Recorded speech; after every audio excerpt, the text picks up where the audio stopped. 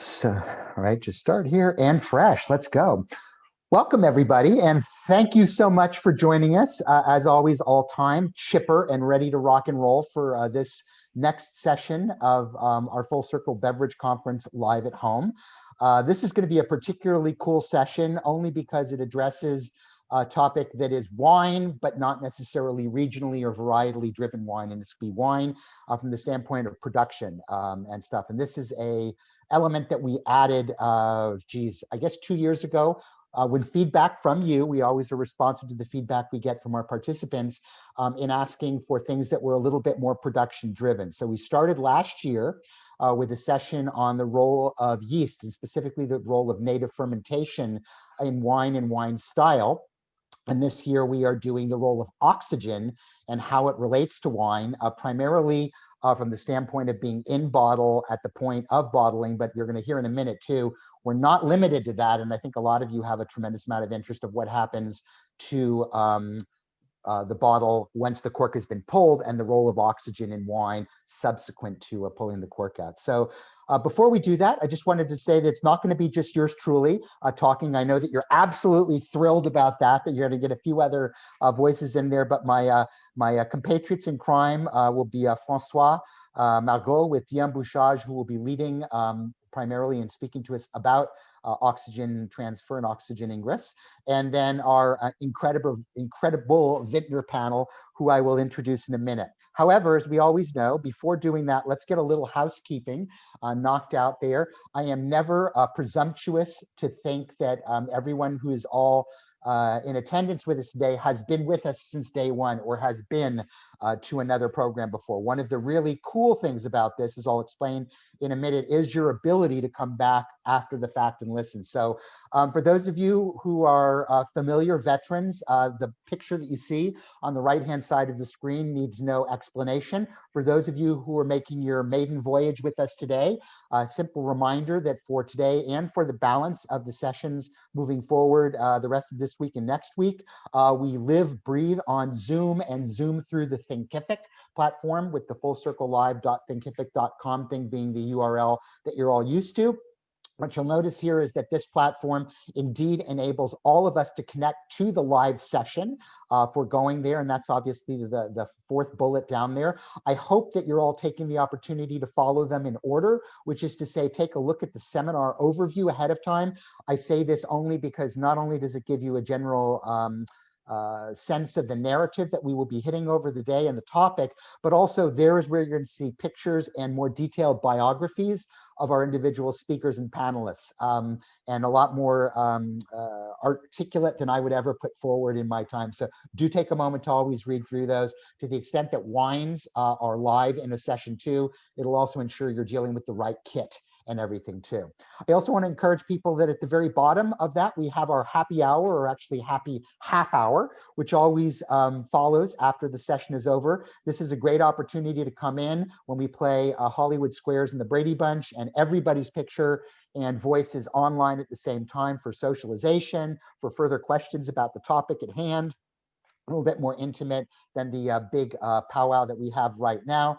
And then also to the extent that we do have tech sheets for wines, you can get those usually here. Since we only have one tech sheet today, I don't know if we have that one online, but Jason will talk to us about his wine when we get here. Finally, the last bullet before I give you there is number one, support our program, be staying engaged. One of the great benefits I found and feedback I've heard from all of you is that these sessions are, although sad that we're not live together and able to hang out in the same room at the same time, great because everyone's remained sort of hyper-focused on the topic here and really engaged, which we appreciate. Please take the time to answer the surveys, taste the wines, use the MTW interface for the wine sessions as they're there. And the only last thing I want to do is my last little tech support reminder, bullet 3. That's why you have a picture of a giraffe there. The giraffe is there to remind you that if you're having any technical issue whatsoever and you are interfacing through Safari, giraffe, Safari, person, TV, man, never mind. Nevertheless, you can go out of Safari and come in through any other browser, Chrome or Firefox or whatever, and you won't have any of the problems. Most notably, I've heard there have been audio problems through that. So let's move on to our next side here. Again, one more housekeeper. One of the things that's cool here is we have some wine. I'm going to talk about that in just a second. But even in our sessions that have wine, you can still learn without wine. So, you know, most times you're in the world of Zoomlandia these days and you are in session and wines are being spoken about. We don't have wine and one can still learn. But nevertheless, those of you who do have wine with you, we can bring it to life a little bit more. Questions are encouraged. Encouraged highly.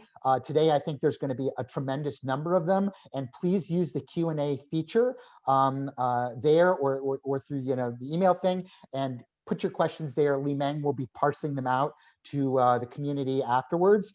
Please use the chat box. I know this doesn't need a hell of a lot of explanation for you. You're all very good at it, but do ensure that you're selecting all panelists and attendees to share your comments, because it'll just default to the panel at large, who will answer your questions, but nevertheless, it won't get shared with everybody else.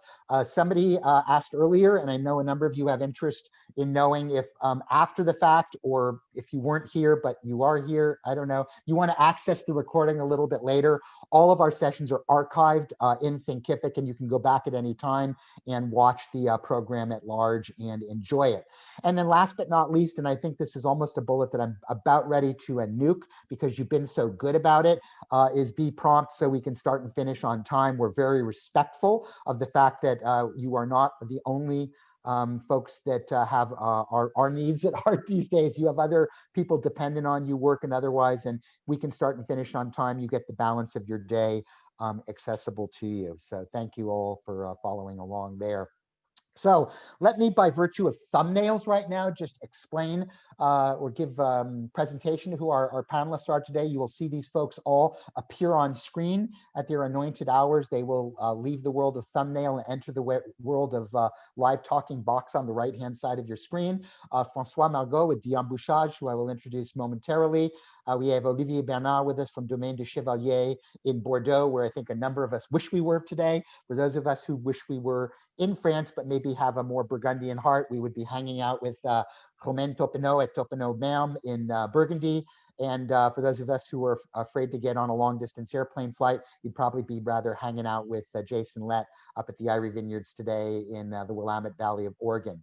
And then finally, last and certainly not least, is Tom Lutz. Tom is the proprietor and innovator and entrepreneur behind Repour. And just as a reminder for all of you, if you were here for day one, you know that one of the benefits we had, because day one's program was really just a presentation about innovation, entrepreneurship, survival, and pivoting in the world of COVID today. We didn't want to let you go by without something to drink. So we provided those people who came on and were able to get it with a bottle of Jason Lett's Eyrie Trousseau, which he'll talk a little bit more. We encourage you not to drink the entire bottle, but have a glass or two of it, and then seal it with this really cool Repour that we have here. And the Repour Tom's going to talk about a little bit more. It's been branded with DIAM for this session, but Repour is an extraordinary invention developed by Tom that speaks specifically to the role of what is happening in the world of oxygen with your wine after you've lifted the closure, pulled the cork, unscrewed the screw cap, and then resealed the wine afterwards, because wine has an afterlife, if you will, in the bottle. And for those of us who cannot necessarily finish it all at the same time, and I've always been wondering about, are there other ways, are there better ways than say VacuVin or other things like that, I think Tom is gonna tell us a little bit more about that. So without further ado, Tom, I'm gonna turn it over to you if you wanna turn on your microphone and turn on your video, and I'm gonna hit the slide, and the floor, she is all yours. Evan, thanks for the great introduction. I'm very excited to be here today, and really interested to hearing the illustrious panel later. If you've heard me talk before, I affectionately call oxygen the frenemy of wine. And for me, it's the enemy side of it. We're always worried about what happens after that bottle's open. But I'm really excited to hear about the friend side of it as everyone talks about it today. So as many of us know, oxygen becomes the enemy of wine once we open up that bottle of wine. It's a friend for a while, it helps open the wine up. But after you're done with that bottle of wine, you save it for another day, it becomes its enemy. And really, oxygen is an enemy in kind of two different ways. There's a chemical process that breaks down wine, If you think of that older vintage that you open up that progresses rapidly over the course of 2 or 3 hours, that's more of a chemical breakdown. When we think of traditional wine oxidation, it's really a bacterial process, and it's really acetobacter bacteria that are chewing up the alcohol in your wine and turning it into vinegar. So when we start worrying about oxygen in wine, what we're really trying to do is stop that acetobacter from chewing up the alcohol and turning it into vinegar. So a little background on myself. So I don't come from wine preservation from a traditional wine industry person's perspective. I'm a chemist by training. I have a PhD in chemistry, and I've always kind of spent my life where science and real world problems meet. And one night a few years ago, we had a newborn son. My wife was resting on the couch, or I was resting on the couch. My wife was sleeping. I was kind of keeping an eye on him. It's about 2 o'clock in the morning. I was thinking about a half bottle of wine we just threw down the drain as my wife was starting to drink again. Nothing spectacular, a $15 or $18 bottle of wine. And kind of the old adage, there must be a better way of preserving that wine and not having to waste it down the drain. And the chemistry brain in me started kind of going to work a little bit and thought, well, there must be a way of not just trying to push air out of the way. And conventionally, pushing air out of the way is the way we were getting rid of oxygen. And by getting rid of oxygen, we're preserving our wine, but not very effectively, as most of us know, with vacuum type stoppers and things like that. So my brain got to work, and I started thinking about ways that we might be able to actively remove oxygen from the bottle. And that's kind of where the process started. So I went to work, spent almost a full year kind of playing with some science and some chemistry. And it turns out oxygen absorbers are actually used in the food industry all around us. They have been for 30 or 40 years. And the best example I like to give is if you open a bag of beef jerky, the little packet inside of there is actually an oxygen absorber. Most people think of it as a silica gel. That's what we get when we buy a new purse or new shoes. But the oxygen absorber in beef jerky, just like in what we're doing, makes an oxygen-free environment. So the bacteria can't grow and bacteria can't break down the foods. In beef jerky sense, in our sense, the bacteria can't be present and allow the alcohol to turn into acetic acid. So a lot of people ask me, what's inside of that Repour stopper? So if we were to take that top off the DIAM stopper Repour that you have in there, you'll find a little sachet inside of there, just like that bag of beef jerky. And the reason we have that sachet is to allow the chemistry to stay inside of this packet. This packet is made of a material kind of like a Tyvek material.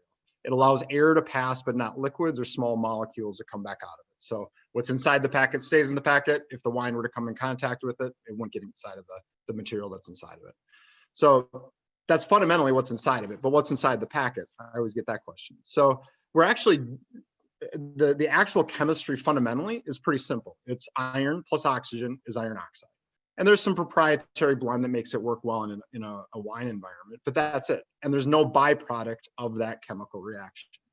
So if you think of the atmosphere around us, it's about 21% oxygen. We remove that 21% oxygen from the air in your bottle of wine. And by doing that, there's a chemical process, again, a chemistry process that oxygen is always exchanging between the air and the wine itself. So by removing the oxygen from the air, we slowly degas all the oxygen out of the wine itself as well. So no oxygen, no bacteria can grow. No bacteria means your wine doesn't deteriorate into vinegar. So traditionally, there's before Repour, there are really two methodologies to try to get rid of all the oxygen in the bottle. The majority of them use air displacement. So air displacement, we push a bunch of air out of the way, either by a vacuum or by a gas or putting it into a smaller container. We try to get rid of a bunch of the air. By getting rid of a bunch of the air, we get rid of a bunch of the oxygen. That's the theory. It turns out that if you think of a full bottle of wine and you let it sit out on the counter for a while and gets fully saturated with oxygen, it ends up having about 8 parts per million of oxygen in it. There's enough oxygen in 1 teaspoon of air that equates to that amount of oxygen in the bottle. So just a tiny amount of air in the bottle equates to a ton of oxygen that gets into the wine and can deteriorate the wine. So it's really important to get rid of truly every last molecule of oxygen if you're going to preserve your wine. So this beautiful trousseau that we're experiencing today, many of you opened it 10 days ago and put a Repour on it. If you listen carefully as you remove the stopper, you'll hear a little hiss. That little hiss is just air rushing back in to replace the oxygen that was removed. I was talking to Jason a little bit, and I asked him, when he bottles this wine, what would the typical target dissolved oxygen be? And he said typically it would be around 0.6 parts per million. Repour is so effective at removing all the oxygen from the bottle that it'll be below 0.05 parts per million. So truly 1/10 of what it was at bottling. And if you went through the wine and you opened it again through the week or just today, if you first tasted it right after opening, and this is a great example of what I call the negative effect of Repour. It actually is so effective at stripping all the oxygen out of the wine, you have to treat it like you're opening that bottle for the first time. So the aromatics that are reversible can allow oxygen to grab on, which is what's happening when we're letting the wine open up for the very first time. Those come off those same molecules just as easily with a Repour. So if you kind of went through the evolution, I know Evan speaks to this a lot, that he encourages people to open any wine a half hour, 30 minutes, 45 minutes before tasting traditionally, that you'll see that same thing with this Trousseau, and Repour even, and we'll show it on more aromatic wines. So this one having some more of that aromatic character, you'll really notice the wines start to open up and evolve just like you would when you open it for the first time. And that's really just tightening it back down because we removed all the oxygen. Let me check my notes here. So that fundamentally, Evan, is really why Repour is so effective. We get rid of all the oxygen in the bottle. By getting rid of all the oxygen, we keep your wine fresh, and we do it very cost effectively and very easily. The beauty, I think, is that to use it is as simple as removing a stopper from the bottle. You simply remove the foil seal from the bottom of the stopper and stop your bottle. When you come back for another glass of wine, you just remove that stopper, pour another glass, put the same stopper back on the bottle.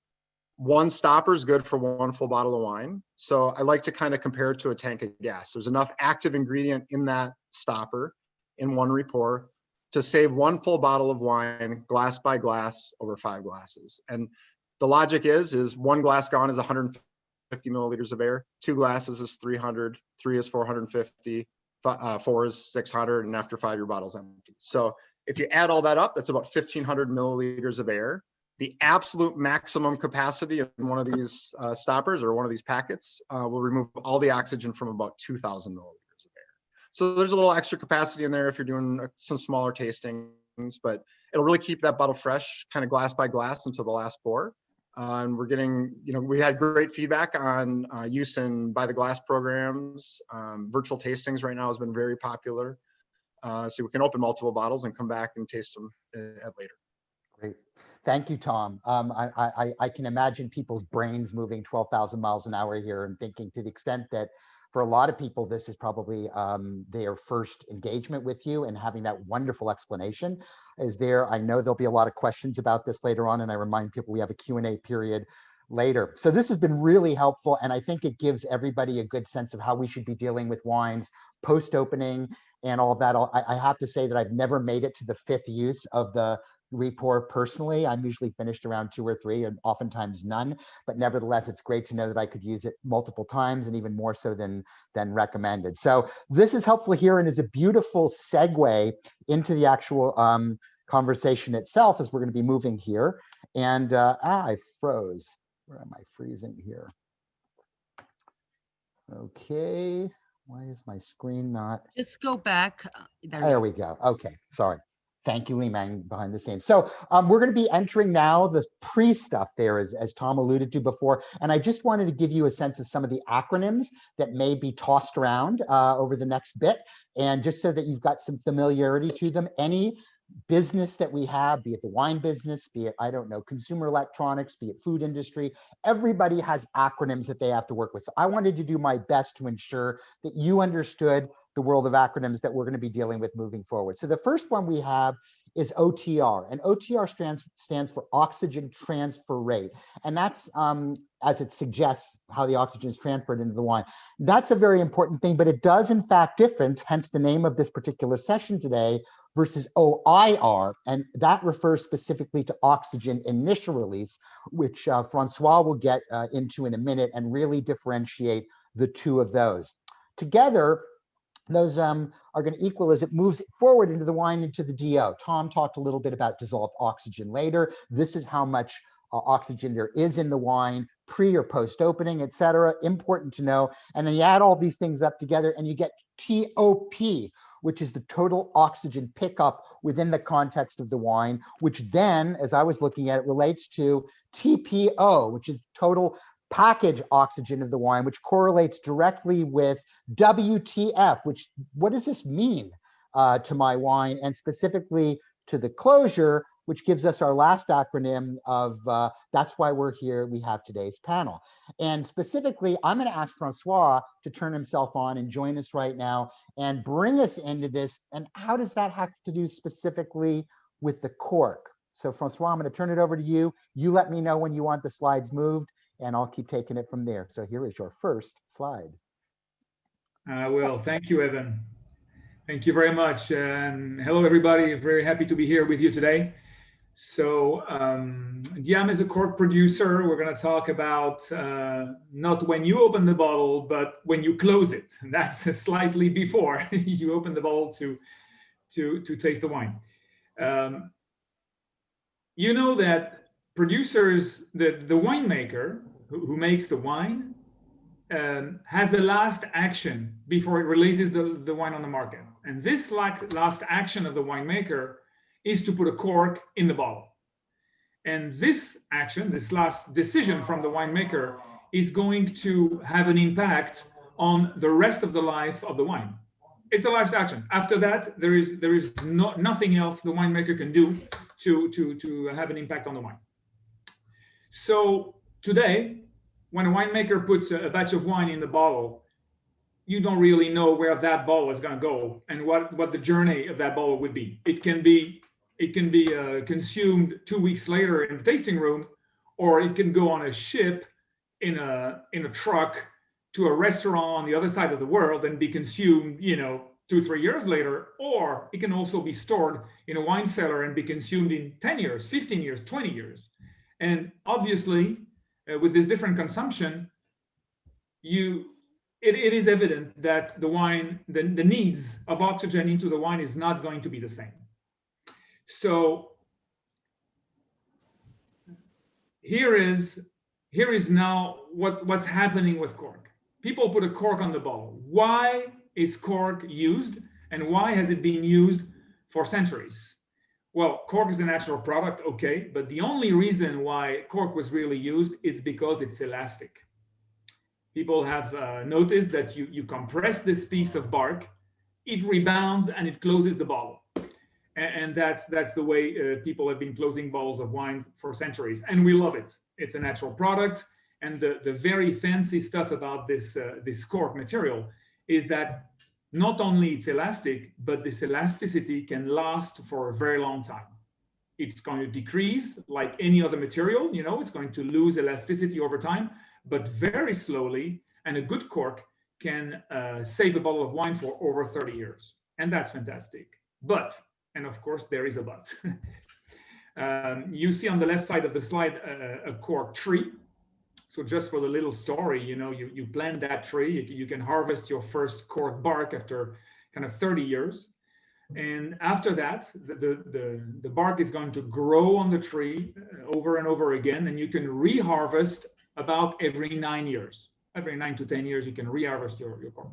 And this is, for example, a piece of bark that has been removed from tree and punched. So you see on the outside of the barks, mostly wood. And then this is the inside of the bark in contact with the tree. So it takes 9 years to get this thickness and have enough thickness of the bark to be able to punch a cork.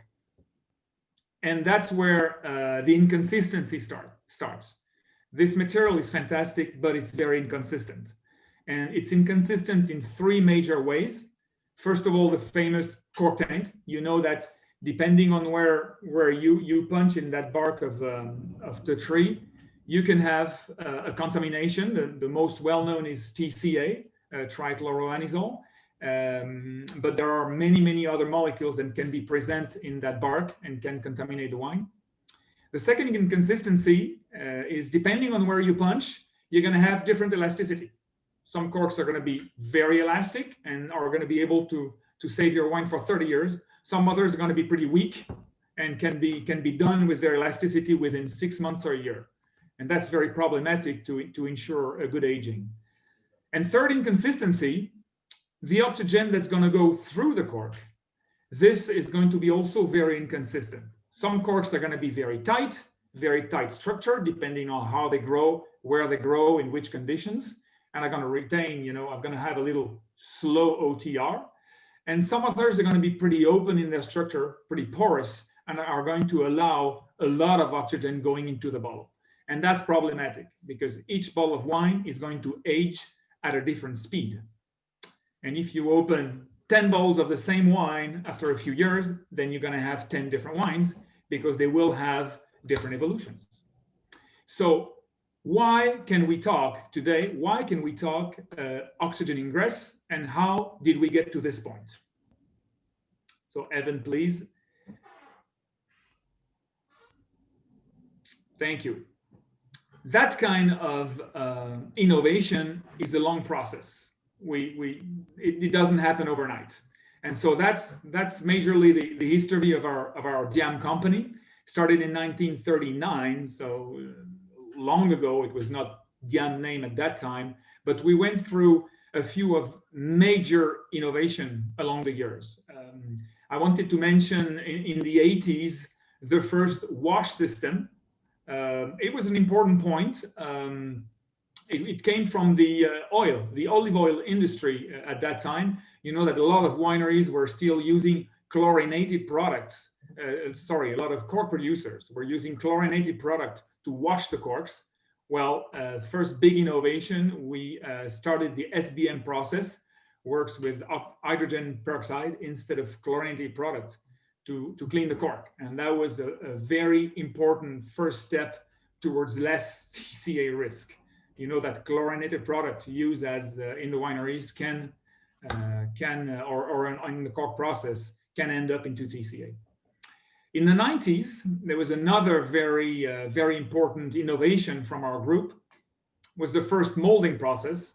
You realize that in order to have a consistent structure in a cork, when you start from a bark of a tree, you need to granulate the structure. So you make a consistent batch, something consistent that you can control in order to be able to reconstruct the cork.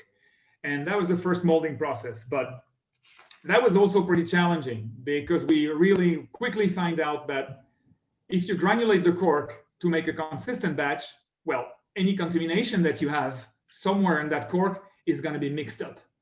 So you mix up your contamination and the whole batch is contaminated.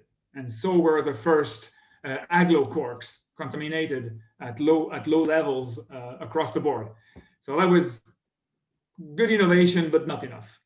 And that's really in the year 2000s that DIAM came up with a revolution. First revolution was the diamond cleaning process. We were able to completely extract many molecules from cork to really get something as close as possible to neutrality. And that cleaning process that really eliminates a lot of contamination from the cork, including TCA, TBA, PCA, all the anisole molecules, but also a lot of others. That was really the start. And that led to having a cork that was clean, consistent in the year 2000. And you know what? When you have something clean and consistent, then you can start measuring. You can start measuring your oxygen because you are able to reproduce your cork. And that was the real start of oxygen control. Another innovation that I wanted to mention in the year 2000s, another revolution came up where when DIAM really started to produce the first bio-based cork, completely bio-based, it's called the DIAM Origine, but we'll come back to this later. So thanks to those evolution, we can today talk about oxygen transfer. And we started working with universities all around the world. You can see some of them here to really understand how does that work? How does oxygen penetrate the bottle? And how much oxygen do we need? Because too little oxygen leads to reduction, production of like egg flavor molecules. Too much oxygen leads to oxidation. Tom is a specialist of that. So you need to find the balance and to bring to the wine the right amount of oxygen. So how does that work? Let's have a look a little more in details. So all those research with universities around the world led us to understand a little better how the oxygen is penetrating into the bottle. And in fact, there are 3 steps. The first step is the OIR, oxygen initial release. Basically, when you take a cork and you put it into your bottle, you compress that cork to get to the bottleneck diameter and you put it in the bottle, and it's going to rebound and close the bottle. When you compress that cork, we've measured the inside pressure inside the cork cells up to 9 bars. It means that the air that is inside this honeycomb structure, cork has a honeycomb structure, it's the sovereign. The air inside this structure is going to be pushed out of the cork inside the bottle. The bottleneck is conic like this, so you have the maximum compression at the top of the bottle, so most of the air from inside the cork is going to be released inside the bottle. First phenomenon. Second phenomenon, whenever this air is pushed out and you reach kind of a balance between the cork and the outside, then we're going to enter into the OTR phase, oxygen transfer rate. That's the amount of oxygen that's going to penetrate inside the bottle year after year, day after day. OTR. And then years after, whenever the cork is getting weak, so the elasticity goes away slowly, then it comes a point where the cork is not elastic enough to prevent the oxygen from going around the cork instead of through. And that's basically the end of the aging control. We call that the passage of oxygen. And that's when basically you don't control your oxygen transfer anymore. Then your wine is going to go to oxidation pretty quickly. So next slide will show you how does that enter into the bottle. So you see the blue zone here. It's about 6 months for a DIAM cork. So during 6 months, the oxygen coming from inside the cork is going to penetrate the bottle.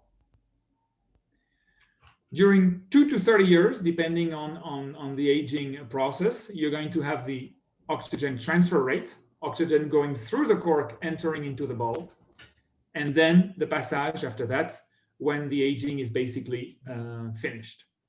So it is very important to control what's happening here. So on the left side of this slide, you see the oxygen ingress for DIAM products. Here, the DIAM 30.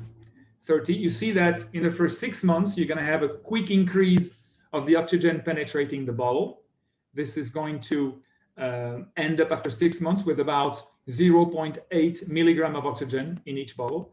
And then you enter the stable phase of oxygen transfer rate, which is going to be stable for 30 years. And that's something DIAM guarantees. On the right side, you see a study that has been done on 200 punch cork from different origins and different quality, Fleur, Extra, Super. And here you see the inconsistency of oxygen penetration into the bottle. Each of those lines represent a cork. So you see on the bottom of the line that some corks are pretty tight and will have very slow oxygen ingress, but you also see that some corks have a lot of oxygen inside them, leading to a very high OIR, and also a weak structure leading to a very high OTR. And that's a big inconsistency coming from punch cork compared to the consistency that DIAM is bringing to the market. Next slide, please. So the situation that we have today is that instead of managing an inconsistency and a risk, the winemaker can choose the right DIAM for their wine, depending on the evolution they are looking for. So we have 5 different options of DIAM for still wine. We have 3 different options for still wine in the Origine line, the bio-based product. We have 2 different Mythic for sparkling wines. And we also have a range of corks for spirits through Altop. What we see today in the market is that more and more winemakers are making choice depending on how they made the wine, what kind of evolution they want in the bottle, and also when is the wine going to be consumed. We see more and more winemakers choosing different corks the same day for the same batch of wine, choosing different corks depending on where is the wine going and when it's going to be consumed. And this is really important for distribution, so we are sure the wine gets to the consumer in the way the winemaker intended to. Thank you. I'm open for discussion after this session.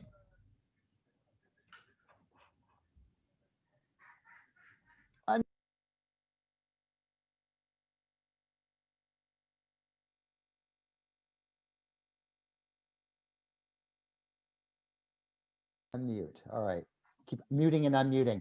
I feel better knowing that Anderson Cooper does this a lot too, so I don't feel like I'm in bad company of the mute unmute thing.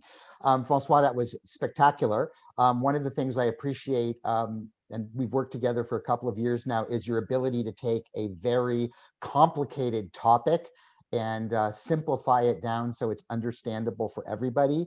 I'm generally not a betting individual, but I would bet, if I was a betting individual, that there will probably be a lot of people returning back to this archived recording a little bit later and sharing it with a lot of their friends, because I think that was a PhD, if you will, in the role of Cork, in the role of understanding OIR versus OTR over time. And now, which you, I think, opened up our eyes to, was the ability that depending on the wine, depending, as we're going to learn in a few minutes, on the place you're at and the varietals that you use, and depending on your overall intent as to when that wine should be consumed, and even having options within the same wine of knowing a certain cohort of people are going to consume their wine right away, a certain cohort of people are going to put their wines away for time, that they actually have a designer ability to match the cork to the specific wine to control the flow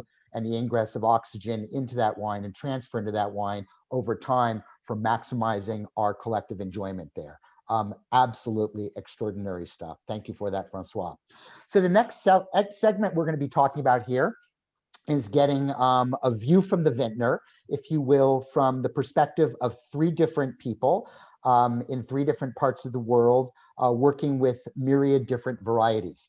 And so I've asked them all to talk a little bit about, one, their world, their property, their winery; two, their use and choice of DIAM; and three, because of this whole OIR OTR, how does that role play out in the world of their varietals in which they work. So we're going to kick it off first with my friend on the left-hand side there, Olivier Barnard. So Olivier, if you want to unmute yourself, put yourself back on screen.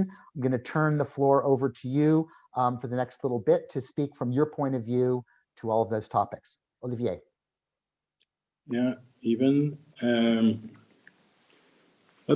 okay, video is okay. Yeah, I'm just trying to get my slide to change. Yeah. You see me? I see you. I do see you. Okay. We are not so far, only 6,000 or 7,000 kilometers. I'm Domaine de Chevalier, just in front of you. I'm the family winemaker of this property since 1983. I arrived in 1983. I was 23 years old when my family bought this property. And we start with a little bit less than 20 hectares at that time. And today we have 65 hectares on Domaine de Chevalier.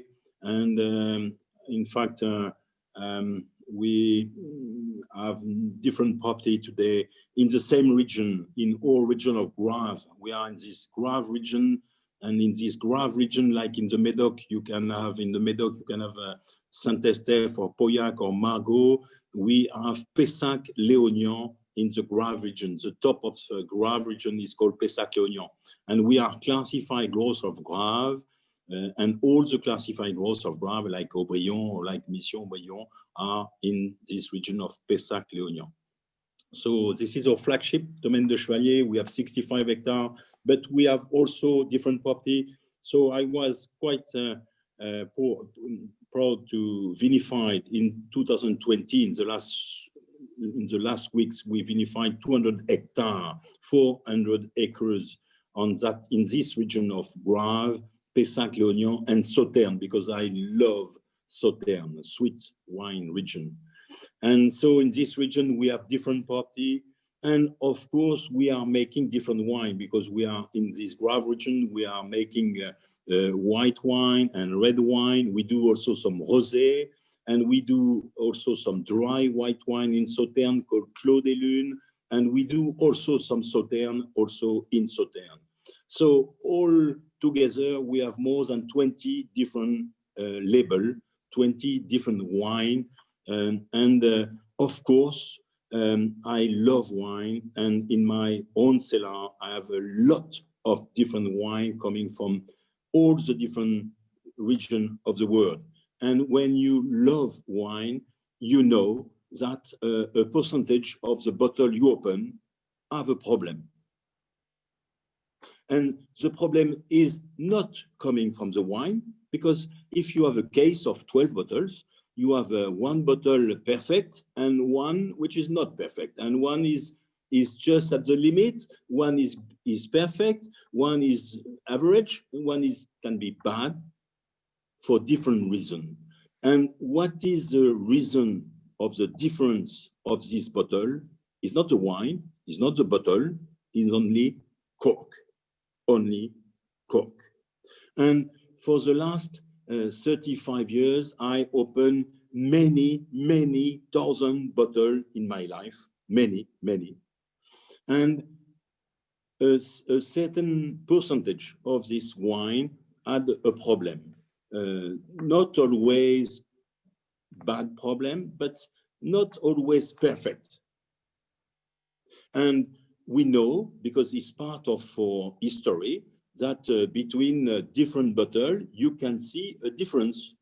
And every wine lover knows that if you open 6 bottles of 2010, Domaine de Chevalier, on the 6th bottle you will open, you can have some difference. On the red, in the white, especially in the white, you can have more difference. And it can be on Domaine de Chevalier, but if we go to Burgundy, if we go to Alsace, if we go to anywhere in the world, there is the same problem. There is the same problem. All the bottles are not the same because the cork are all different. They are all different. There is no, if you are using natural cork, never you will find 2 corks the same. Never. They are all different. So that means that if the cork is different, the wine will be different. And for us, as a winemaker, you know, we don't make great wine by chance. We make great wine with a lot of patience, a lot of details, a lot of different things. We are behind everything. Because the difference between a good wine and a great wine is a question of details. And so we are looking for many details in our life as a winemaker. And at the end, we bottle the wine. They are all the same, but in a few days later, because of the cork, the bottle can be different. It's just incredible. When you think about that, it's just incredible. So since I arrived at Domaine de Chevalier, since 1983, we have done a lot of different experimentation on the problem of cork. Because all the cork are different. And all the bottles are the same, but all the cork are different. And I dream all my life of a cork.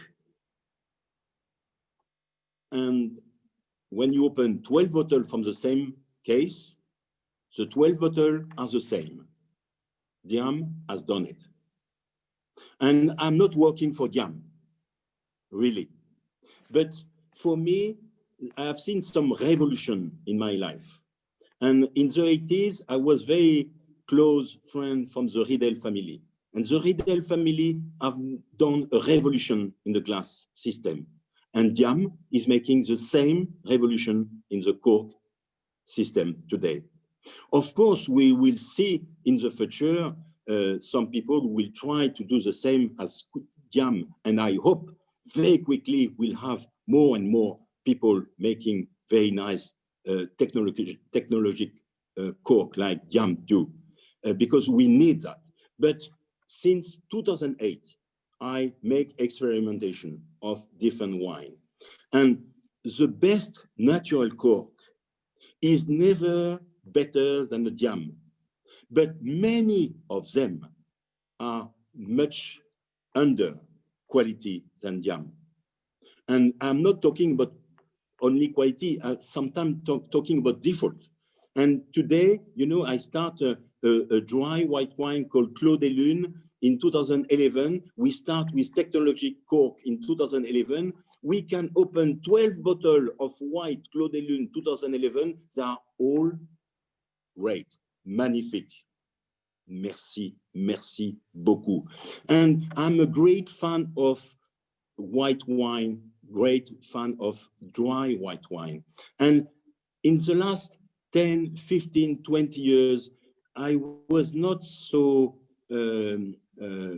friendly with old white wine because I was never sure that the quality of the old bottle of white will be good, because the color will be a little bit too gold, the nose will be a little bit of oxidation. I'm sure as a wine lover, you have seen that in your life.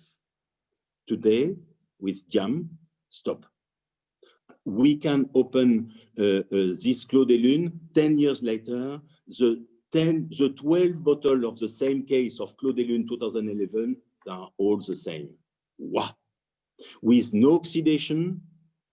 So what have to do DIAM in the future is today we have 5 in terms of quality. We have 5, 10, and 30. 30 is very high in terms of density. This is great for a vintage like 2010. You can keep for a long time. But for a vintage like 2017, for example, perhaps that 15 or 20 could be a good idea. So this is the next step for DIAM. I give them some subject to work on in the future, because I'm sure that will be the future of the cork and the future of the quality wine. And because of that, all the people using white with DIAM, I know that this bottle will age with all the same quality, and I'm sure that I will open this wine in 10 years from now, and I will be safe when I will open this wine. Voila. So this is a revolution, and there is no doubt for me. For, you know, a wine, there is a problem of oxidation, there is a problem of cork taste problem, and our bottles are traveling all over the world, sometimes in good condition, sometimes it's not so good condition. Sometimes I'm traveling a lot, and I can see some of my wine, sometimes in South Asia, when these bottles are not really kept in very good condition. And the way they are closed are very important. And so 3 reasons, oxidation, cork, but also I want my cork to close my wine, not too much, because too much is not good. DIAM is making the job as a good cork is making the job. And if you are using 100,000 cork on 100,000 bottles, the best one are very good. The best natural cork are very good, I promise you, no doubt. But they are not better than the DIAM. But the worst one, I promise you, and for a bottle, when you pay 3, 5, 10 euros is not a problem. When you pay 50, 100, 200, 500 euros a bottle, you are not very happy when the quality is not the same from one bottle to another one. Merci, DIAM. Merci, Ivan. Thank you, Olivier. That was phenomenal, and some great context to add complexity to what what Francois was saying. We're going to move next to a neighbor of yours, and I'm going to have our Burgundian friends join us on the line right now. And Romain, if you would like to turn your video on and turn your mute off, you can join us now. Thank you so much, Olivier. Okay. Thank you so much, Evan. And I'm really glad to be part of this exchange, of this chat. Let me briefly explain the family estate. So that's the family estate that has a long history, more than 2 centuries of history. I do represent with my sister the 9th generation of family wine grower, and we are based in the center of Contenu, which is now regarded as the new Champs-Élysées of Burgundy since LVMH and Francois Pinot has taken place.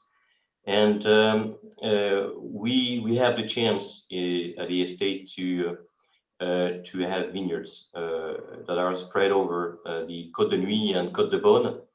The Côte de Nuit side is coming out from my mother, which was coming out from Moret-Saint-Denis, and the Côte de Beaune was coming out from my father, who is originally from a cute village in Saint-Romain. We specifically own our farm, about 19 hectares of vineyards, so that's far much less than Olivier is doing. And but we are farming about 20 different wines, most of which we have 3 regional wines. We have 7 villages from the north, starting Gevrey-Chambertin, Moret-Saint-Denis, Chambol-Musigny, OCDRS, both red and white, Saint-Romain red and white. And we have 6 Premier Cru. We have Bel Air, which is above the Clos de Besse in Gevrey-Chambertin, La Riotte, just below the Clos Saint-Denis, La Comte d'Orvaux in prolongation of the Musigny, Les Preliers, which is in the northern south part of Nuit-Saint-Georges, 2 in OCDRS, and we have 4 Grand Cru. We have Charme and Mazoyer, Chambertin, which are coming out from Gevrey. We have a tiny plot of Clos de Lambray, so which is based in Moret-Saint-Denis, and we have a little plot in Corton as well, which is Corton-Renier. So that's the general appellation that we sell. I personally joined the estate in '98 after having worked for about 10 years in finance. This was a willing for me to get around the estate and have my own experience. But you know, there was not even a single harvest that I've missed before joining the estate. And then when I joined the estate, my willing was to keep on doing what was my father was doing. So I took over from my father as the winemaking and the farming in really 2001.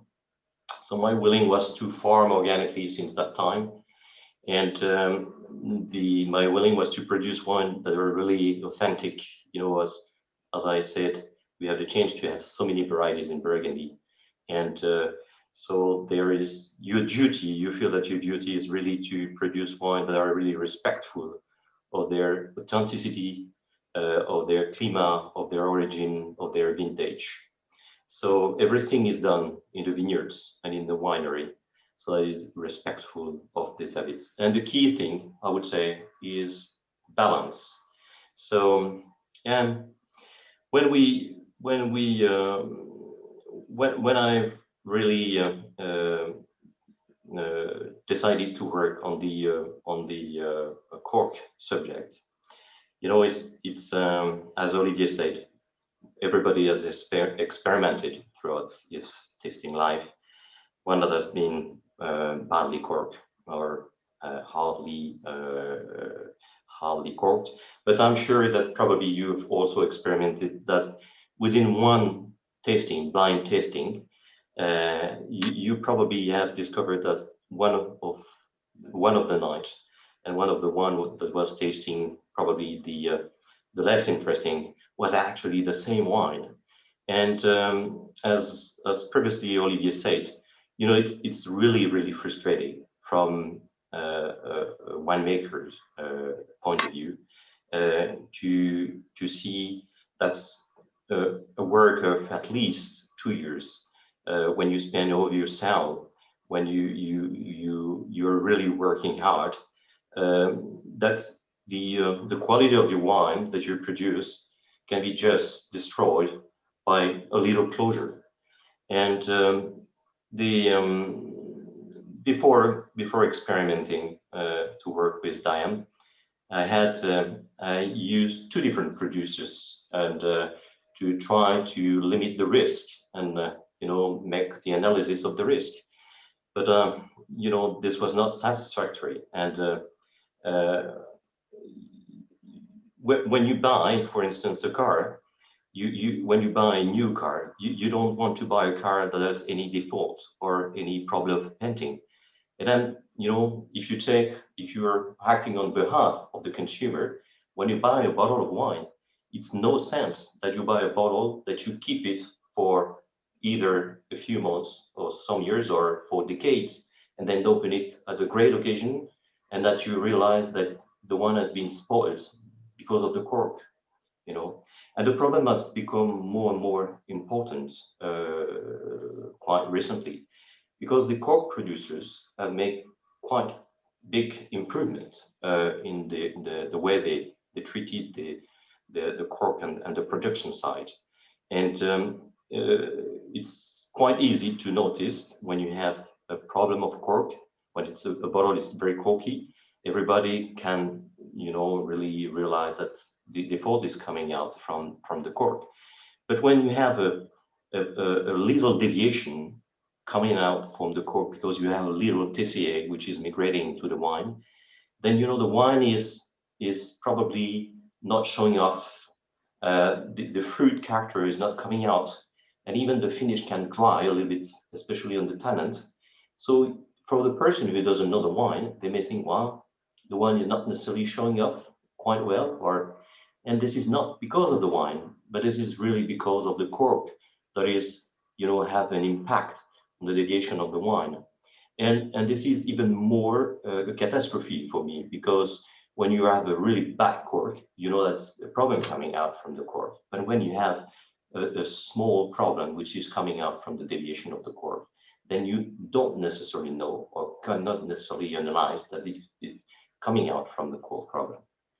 So that's why I've been working on selecting a closure that would really get rid of these things. And to be honest, we work with quite a few markets abroad, and we export about 90% of our production. And there are lots of countries where they're very sensitive to the cork. And as you know, Burgundy is quite traditional, and lots of people are very traditional, and they really enjoy to have the traditional cork. And I wanted to select a cork that was really quite close to a cork, natural cork. And DIAM was, the first cork that came to my mind as, this is not a natural cork, but this looks like a natural cork. It's made of cork. And so I've started to experiment on some regional label since 2008. And I've tried to keep some bottles for a few years and see how the wines were developing. And as I didn't encounter any problem with those cork, I decided to move on and to use the DIAM cork with the Village label. And as it seems to work on well, so I decided to move on. And in 2000, with the 2013, I decided to bottle all the entirely production from the regional to the Grand Cru and the red and the whites. And to be honest, since I've done that, I've checked, after the first 2 years, every bottle that I was opening, and I've never encountered any problem of cork issue. The main thing you have to do is to adapt, the production, the level of free SO2 that you use. I was already using low level of free SO2, but you still have to decrease the level, because the DIAM cork is and especially the traditional DIAM is probably more dense or less oxygen. It allows less oxygen to come out than the DIAM origin. And in 2016, I switched to the DIAM origin. And for me, now, there would be no reason for me to go back because, as Olivier pointed out, you do not encounter any problem with TCA, whatever level. The way you bottle the wine is very regular, so you don't have any discrepancies with how the wine are bottled. You don't have any even gallery, you know, that you can find in natural cork, and some leak that can turn out. The wine that you're aging in the bottle is aging consistently, so you don't have any variation with the evolution of the wine. And there have been a problem, as you've heard, as you know, with Premox in the wine Burgundy. And I think that people are using more and more DIAM from the wine producers, and I think that, you know, there is more and more people that are willing to use DIAM cork, and even for the Grand Cru level. So I was probably one of the first in Burgundy to use or to bottle. I don't know, Francois can probably correct me, but to use DIAM cork for the red, for the Grand Cru. And I think that we keep having discussion with all the growers, and more people are thinking about that. And again, as Olivier said, I don't have any shares in DIAM, but you know, I have to feel honest, and that's really a pain release for us when you open a bottle, or when you ship bottles of wine.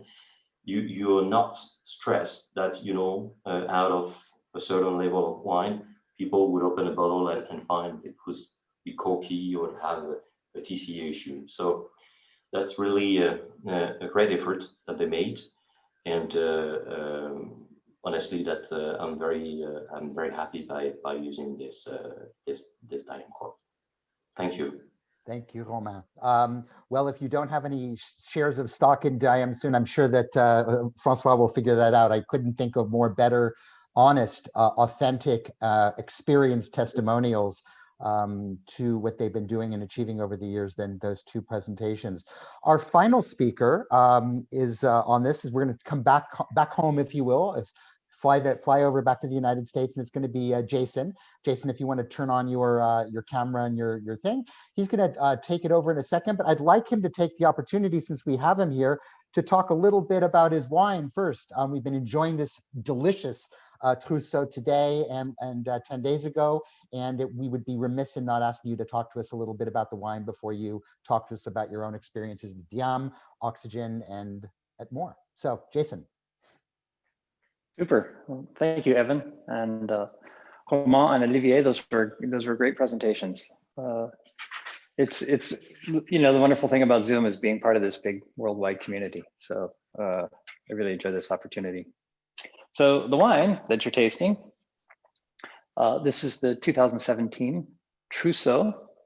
This is, you know, if you know the Eyrie Vineyards, I'll talk a little bit about the estate in a minute, but my father was quite the innovator. He was the first person to plant Pinot Noir in the Willamette Valley, and the Willamette Valley is now the largest Pinot Noir growing area in Oregon. And, you know, having grown up here and done all the vintages in the Domaine since I was, you know, born, basically, I'm just really pleased to introduce something new to Oregon. So I fell in love with Trousseau at a tasting, and it was supposed to be a tasting of Pinot Noir, and people brought, you know, bottles of Pinot Noir in brown bags, and the writer Josh Reynolds, who's a smart aleck, brought his bottle of Pinot Noir, placed it on the table, and while it wasn't, you know, the most delicate or the most refined or the most noble wine at the tasting, it was the one that got me the most excited because it had all these sort of wild flavors going on. And when the bags came off, I realized it wasn't Pinot Noir at all. So that was my introduction to Trousseau. I tasted all of the examples that were being imported into the country at the time that I could lay my hands on. But I realized that in order to really understand the variety better, I would have to go to the Jura. So the Jura is where Trousseau originates. Trousseau is a very interesting red grape because its parent structure is actually mostly white grapes. So Sauvignon Blanc and also Savagnin and perhaps Chenin Blanc are considered to be very closely related to Trousseau. And in fact, when you look at the cluster, and I didn't know this until I actually grew the wine, the berries are mixed. There's red and white berries mixed into the cluster. So, what I was really fascinated by, though, in the Jura is how unique an area it is. It was administered by Burgundy for centuries, but because it was so far away from the administrative center, the wine styles there evolved in very different directions.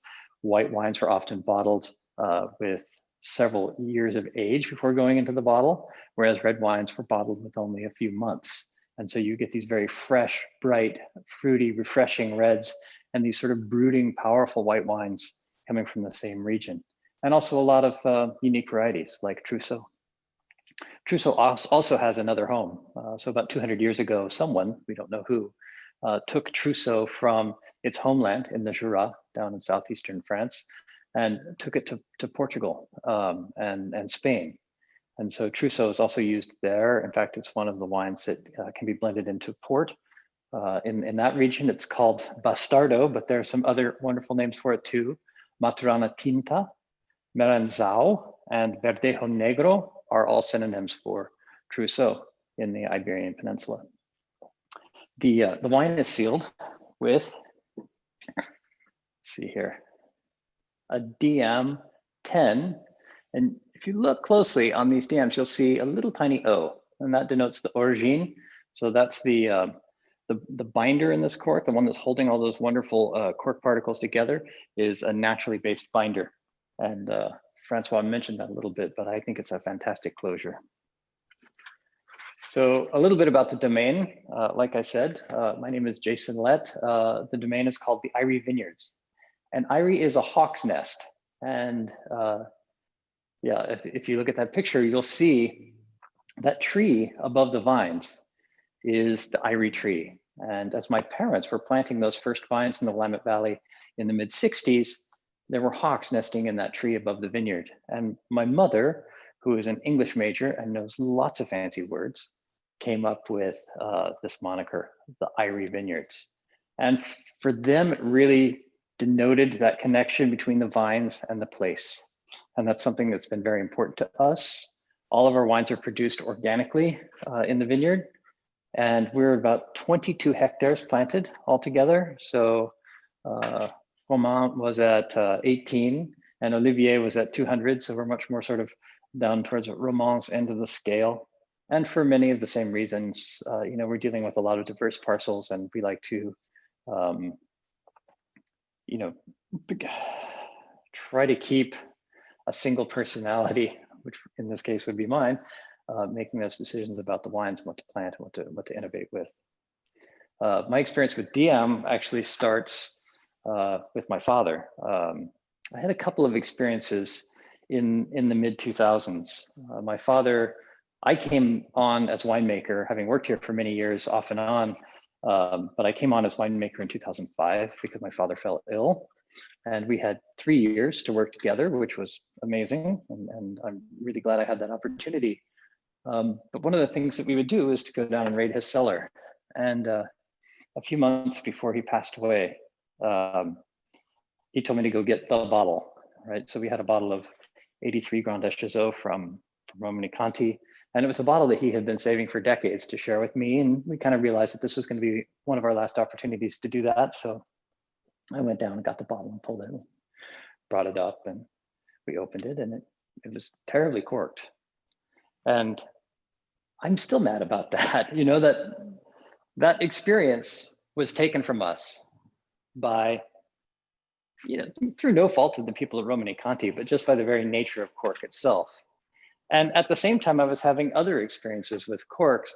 To sort of go back to Olivier's point, when you open a case of wine from a past vintage, you're going to find 12 different bottles if they're sealed with natural cork. And again, sort of tying back to my father, when we hosted his retirement party, I wanted to show bottles that he had produced from his entire career. So from 1970, his first vintage, all the way up through 2005, or 2004, his final vintage. And what I was finding was in boxes of wine that were, let's say, over 4 or 5 years old, the same pattern over and over again, where in an average box of wine, one bottle would be corked, would have that TCA kind of musty cardboard taste. 3 bottles would be oxidized, just really not showing well. And then the remainder of the case, 8 bottles would be, perfectly on point. And it didn't matter if that case was a 2000 or a 1980, you saw that pattern over and over again. And that sort of distribution and knowing that a case of wine has 12 different bottles in it, just like Olivier, I came back to the realization that that had to be the closure. And so that was the first year that I started messing around with DIAM. DIAM at that time only had one product, it was the DIAM5. But I realized if I'm going to go to all the work of recorking all these bottles, I want to recork them with something that's not going to reintroduce TCA, first of all, but this problem of variable oxidation. Since those days, the punch cork production community has gotten much better at managing TCA. So you don't run into the sort of musty, moldy cork issue as much as you used to, but they still have yet to really tackle that problem of variable oxidation. And for me, I'm librarying lots of wines. I'm also selling wines from our library that my dad put away. It's really important that those wines be very consistent and show the vintage in the best light possible. So that's why I use DIAM. Today, I really like DIAM because, first of all, again, it's consistency. And I like that introduction of oxygen right at the beginning of bottling. So this is what Francois abbreviates as OIR. So especially in these higher end products, the DM10s and the DM30s, because there's so much more cork material inside the cylinder, it's going to squeeze a bit more air into the wine right at bottling. And I like that because we actually make our wines rather oxidatively at the beginning of the cycle, but then throughout the aging process, it's pretty reductive. And so I actually want a little shot of oxygen going into the wine at bottling, because there are going to be people who are going to pull these corks a year or two after the wine is bottled. And I want the wine to be, showing well at that time. At the same time, because of the low oxygen transfer, I know that these corks are going to keep a bottle like this going for decades. And, the third thing that Francois mentioned was passage, that passage of air past the sides of the cork. And interestingly, I know that the DM5s were not designed to last as long as they have, but I have bottles from those original vintages that I sealed with DIAM, with the DM5s. And while they're not as elastic as they were when they were in the bottle, the wines are aging really well. So I have a lot of confidence in this closure. And, it makes me really glad that because of this very small innovation in our own production, I won't introduce someone to the same sort of tragic story that my father and I had with that bottle that we'd saved for each other back in the day. I just want to thank everyone again for your time here. I'm going to keep my comments short because we're running a little bit over. If anyone has any questions about the wine, I know that we're having a little happy hour afterwards, and I'm happy to address any questions then. Or if Evan or anyone else on the panel wants to fire anything at me, let me know. I thank you, Jason. I think all of the above is going to happen. I'm going to actually move us now, and that was terrific. And what a great story! Although I think we were all crestfallen to hear the story of the DRC. We're going to open it up to Q&A. So I'm going to stop sharing my screen right now and encourage all of the panel to turn off their mutes and turn on their videos and join us. And I'm going to ask Li Meng if she wouldn't mind coming back and hosting that and starting to move forward and sharing the questions with everybody. You're on mute, Romain.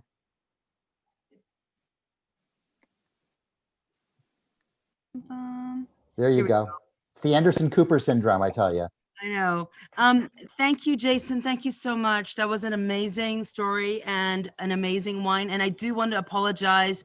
We were oversubscribed for this particular session. So we could send out about 100 bottles of wine and we couldn't get it to everybody. So if you don't have it, Jason's got it on his site. I think it's a great value, Jason, for what it is. So thank you very, very much. So for those of you who have questions, I don't see any in the Q&A except for maybe, oh, Jason, first question, how much Trousseau is actually produced? So we produce about 300 cases a year. Then there's a few other growers in the Willamette Valley. So we planted the first in back 2012, but we're seeing several other producers now, including Beckham Estate, which is a sort of small culty, really, really nice couple running that place. And they've taken a big focus on Trousseau. But worldwide, at least in France, it's not a widely planted variety. It's only about 150 hectares in the entire country of France. And Portugal and Spain may in fact outrank it. Great. Thank you so much, Jason. It's great to know that only 300 cases were made and we just took 100 bottles of it. Francois, a question for you here. DIAM is not the only composite cork on the market, and some of the others are really terrible. This is a question from Jeff. How does DIAM approach the positive, negative connotation of composite corks? Wow, that's a big question. Negative connotation. So you know that agglomerated cork basically in the past was using the rest of punching to do something with it. So you would granulate, glue that together, and produce a very cheap agglo cork. And as I was mentioning during my presentation, the big issue with granulating cork is any type of contamination that you have inside there is going to be spread and mixed. So it is true that in the past, an agglo cork, an agglomerated cork, had a bad connotation, and it was right.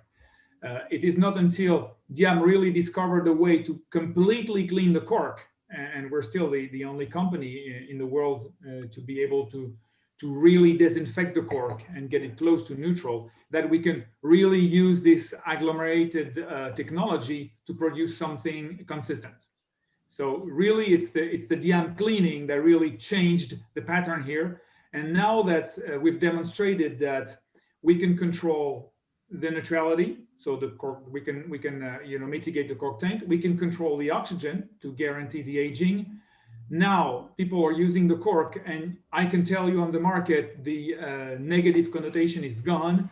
We don't see any issue to use this cork, no problem of look or anything anymore. As long as the cork is really doing the job, I think the problem is solved. Great. A question back at Jason. Is Trousseau a variety that will adapt well to climate change in Oregon? That's a great question. When you grow a new variety, you have to learn a lot very quickly. Which I think is a lesson my dad got to learn, but it took me into my 30s until I could.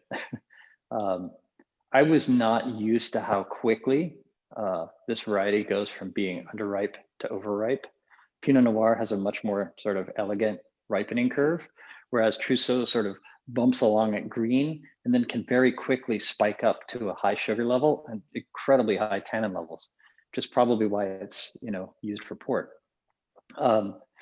So I find that balancing act with when to pick Trousseau to be very delicate. And so I'm not sure, stylistically, if you're aiming for this very light sort of, more Jura inspired style, climate change is definitely something to consider when you're choosing what site to plant it in Oregon. Great, thank you. Evan, I'm just wondering, have we seen Trousseau from a lot of different places? No, that was when I was going through, and Jason and I were going back and forth. I was saying to myself, what a treat for everybody. I wasn't aware at the time when I was conversing with Jason that we'd be depleting so much of his stock, and I'm grateful. I think all of us are in this call for that opportunity. But no, we haven't had a lot. It's certainly a grape that everyone's talking about increasingly these days. But I think if anyone has had it before, it's probably either been out of the Jura, or as Jason pointed out, as they roll Bastardo off of their tongue and didn't really know that was the same grape or not. But it's been a real treat. I don't know if it's going to be an MTW grape for the foreseeable future. But I will point out, and I just wanted to echo what Romain was saying, what Jason was saying, Olivier as well, is that we, as you know, Li-Meng, have had the firsthand experience. When we're bottling wines for Master of the World these days, we're generally popping, 8 to 10 cases at a pop of any given wine. And what becomes evident, because let's face it, not that many people do it every day. When you're going through, 96 or 120 bottles of the same wine, and it is punch cork on it, the variability, aside from the fact that you're frustrated when you hit the bad bottles, but simple variability between wines is staggering. The fruit will be less on this one. You'll get more oxidation on that one or whatever. And it makes you really empathize and sympathize with the consumers at large and the people out there, realizing that, as I think Jason pointed out, the thing that we talk about probably less as we talk about, the thumb up, thumb down on the wine being flawed or not being flawed, but it's the consistency factor, which I think when I'm, staring down the piles there of, geez, I got to bottle up 45 cases in the next couple of days, and I'm sitting there like, DIAM cork. It'll be a lot faster because I know that our process for checking the wines does not have to be quite as focused because we know the wines are going to be fine. Whereas when we're chasing through all the others, it's bottle by bottle by bottle. Yeah, I think I see Becky Miller in the audience here.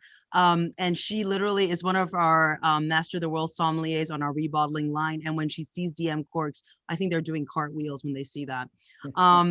So I've got 2 more questions. Here's one from Tanya. Hi, Tanya, from San Francisco. Jason, do you think that the Trousseau will become a bit reductive as it ages? That's an excellent question, Tanya. I actually wrestle with it a lot. It likes to flirt on that edge. During fermentation, just in a span of hours, it'll go from being reductive to being incredibly fruity and bright. In the barrel, it does the same thing. It's this sort of oscillation. And so I expect, like I do with a lot of wines, for that oscillation just to get slower and broader over time. So it wouldn't surprise me to see this wine go into a reductive phase again, nor would it surprise me at all to see it phase back out again. I just think that's kind of what this variety wants to do. Yeah, I see that Olivier is drinking something over there. I'm sorry that we couldn't send you a bottle of Jason's wine. What are you drinking, Olivier? I'm drinking a wine from Sauternes. More than Sauternes is Barsac. It's a small property we call Chateau Suot. It's a second classified growth in 1855. And, back on the Cork, many people, I heard some people, not many, but some people saying that DIAM can be a little bit too strong in terms of closing the bottle. And I very often say that the best cork in the past, if you open a bottle of 1928 Domaine de Chevalier, if the cork was really great, the bottle will be still great today. That means that the best cork can live forever. And the best cork, you have never any doubt on the wine. And with DIAM, what I can see on the white, for example, is that some bottle, many people think that there is a problem of oxidation sometime on the wine, but it's not a problem of oxidation. It's the opposite. It's called reduction. And I like white wine with reduction. White wine with reduction means that this wine can age for a long time. I love white Burgundy. because this is the best region in the world to produce white wine. It's somebody from Bordeaux telling you that, so you can believe me. And really, when this great bottle of Burgundy has the problem of reduction, I love this problem. And because when you have a little bit too much of reduction, that means that the color of the wine is still very young, but the wine can be a little bit closed. And when there is a problem of reduction, it's very easy. You decant the wine, even white wine, in a decanter. You can do it half an hour before or 1 hour before, and the problem of reduction will leave, because the reduction is too much inside and not too much outside. And when there is a problem of reduction, we know very easily how to make it with decantation. And so I love to decant old bottle of white wine, especially when they are very well kept with a very nice cork. So even the nice DIAM 30 on the white, Domaine de Chevalier white is cork with DIAM 30.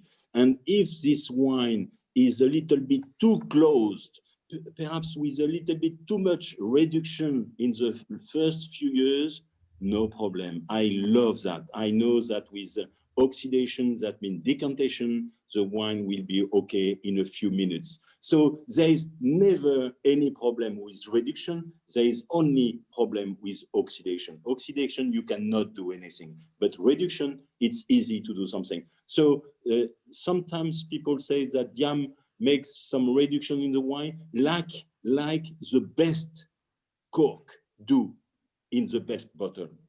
Wonderful. Thanks, Olivier. Evan, there's a question here about when we rebottle these wines for Master of the World with punch corks, how many bottles do we discard on average? And before you answer that, I just want to say and apologize to everybody why we don't have Olivier and Romain's wines. Besides the problem of budget, these are imported wines, and unless we were rebottling them under the Master of the World label, we couldn't ship them out. So Eyrie Vineyards actually handle all of the shipping of the 750 bottles because that's the legal way to do it. So Evan, question is, rebottling these wines with punch corks, how many bottles do we discard on average? We were just talking about it yesterday with one of our Riojas. Yeah, and first of all, don't that's an open invitation to Olivier and to Romain. If you would like to be considered in the future for Master of the World, that was as good of a sales pitch as I possibly could have done. I appreciate that, Li Meng. Jason, you know it, you and I will be in touch. That's a great question, and a lot of it depends. As you know, when we're ordering wines, we're getting wines with different closures. We get wines which are screw cap closed, we get wines that are punch cork closed, we get wines that are technical cork closed. We don't deal with any other types of closures at this point in time. With the DIAM and with the screw cap, you know, we really don't. I mean, in fact, when we're going through bazillions of cases, we're really auditing as much as actually checking on them, because we can guarantee there. We check for reduction. If it's excessive, that's good to know for us going ahead of time. And occasionally, believe it or not, and I'm sure many of you out there have had the same experience I have, just because a winery uses a terrific closure doesn't mean they don't have problems in the winery itself. And sometimes wines will have problems there that you don't have to do it. So anyway, we'll go through it. But with punch cork wines, our averages run pretty much the industry wide. So we're getting sometimes none, which is fabulous. You get a perfect batch of punch corks. But you know, occasionally it's about 2 or 3%. And every once in a while, we've had some wines, and I'm not going to name any names, or countries or producers, but we've had like 8 to 10%. And it's staggering. And we alert the producers immediately through their importers or their distributors as to the problem. And what's really sad is sometimes the level of denial is excessive, in my opinion. Sometimes they didn't know. Sometimes they said, well, nobody else has brought it up before, which scares the hell out of me to know that people are drinking these wines thinking that that's the way they taste when we know that they don't. But it can be problematic. If we're up to me, I know it's not, but if we're up to me, everybody in the world would switch over to a product like DIAM or screw cap if they didn't want to do that. But DIAM, I think a lot of people like the cork and all that. I mean, we wouldn't have these problems, but our averages run industry-wide, pretty much average. And we have the benefit of telling the distributor to take back the wine because we're a manufacturer. So once we rebottle, and if we don't like something, we actually ask the distributor to take it back. Just think of the average consumer who doesn't have that option. With And that, I would just add one thing, and then I'll switch it over, Li Meng, to the closing slides. I would also add that we don't reject bottles purely for overt cork if wines are extremely materialized or oxidized, which can also be part of the cork, as we know, too. Certainly for the oxidative elements, we will return those as well. So I'm going to do a quick screen share once again, and then I'm going to say my thank yous. And can I just do one thing, there are lots of questions for repours as well. Tom, I believe you're coming to the happy hour, and Tom has actually taken the time to answer all your questions about recycling and all that good stuff. So definitely we'll send out the Q&A as well. But if you want to talk to Tom directly, come to the happy hour. Andrew is posting that information on the side there. Great. So just a couple of words. We'd be doing a disservice if we didn't get you excited for what's coming down the pipeline. This Thursday, we are finishing our trio of Rhone sessions, off-roading in the Rhone Valley vineyards with a couple of specific appellations in Tavel and Ventoux and Costilla de Nîmes, and my dear friends Tim and Madeline are going to be leading that. Next Tuesday, we'll be back to South America and doing the back and forth between our friends on either side of the Andes with Chile and Argentina. Andean Adventures, my friend Patricia Tapia will be joining us too. Please, as you see from the text below, do not forget to try and check out Playing Around with the Master of the World online interface. To do so, you'll be get some drawings for some cool prizes. And if you've attended, wine or not, all of the sessions there, we're going to be giving away an annual subscription to Master of the World after this is over, also by way of drawing. So with that, I would just say merci beaucoup to my panel in France. Thanks very much to my panelists here in America, to all of our sponsors, to Tom, to DIAM, to Jason, G3, everybody. And thanks to all of you out there in Zoomlandia for filling out and completing your evaluation survey afterwards. And now we're going to be going into the breakout. If I'm correct, Li Meng, if you don't have a direct link to the breakout, it can be found in the chat right now, and you can go directly from chat into there. If you haven't completely demolished your bottle of Trousseau, if you have it, or have any other bottle or glass of whatever it is, depending on what part of the world you're in right now, I could see a little pastis in my future later on with this too. But we'll be joining you there. See you in the happy hour. Hope to see many of you Thursday for the remaining sessions. And once again, for yourselves and for any of your friends who would like to register after the fact, if they register now, they still get access to all of the sessions prior and live coming down the pipeline. Thank you, everybody. And we will see you. We'll see you in the chat room for those of you who can join us. Thanks so much. Happy half hour. Thank you, everybody.